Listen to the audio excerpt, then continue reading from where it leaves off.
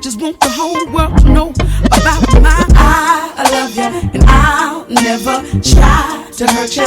I want you to know that I'm here for you forever true, 'cause you're my.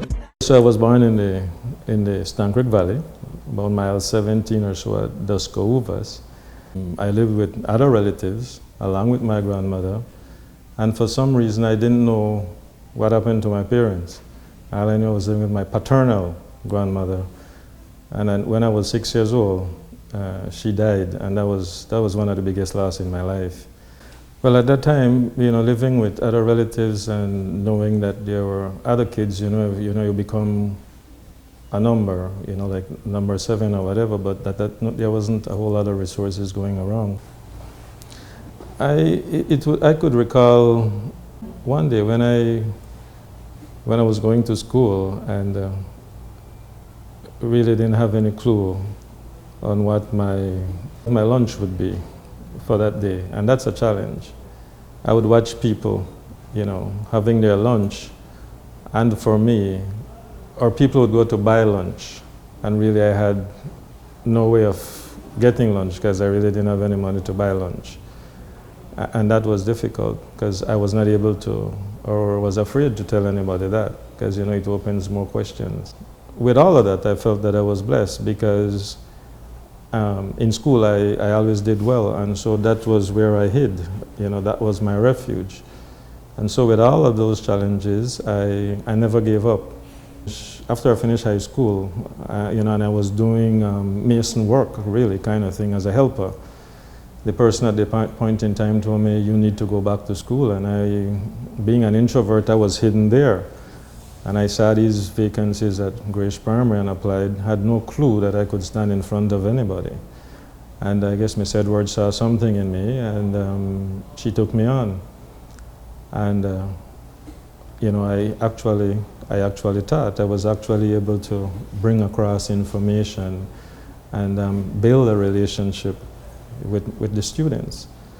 And really, that was a surprise to me as well. But then I also had colleagues who took me under their wings. And I first met Leroy when he was 18 years old. That was in the early 80s. And he was a very shy person. He was an introvert. What he used to do, he used to avoid being in like big crowds. I think his self-esteem was a little low. I met my mother again when I was still a teenager. I was about 18 or so, and then I also realized that I had sisters, and so I got to. There's so many questions I wanted to ask, but there were things that I still could not understand still as a young person. Also, it so happened that my father came from the States. My father was living in the States, and then I met him, as they were no longer together.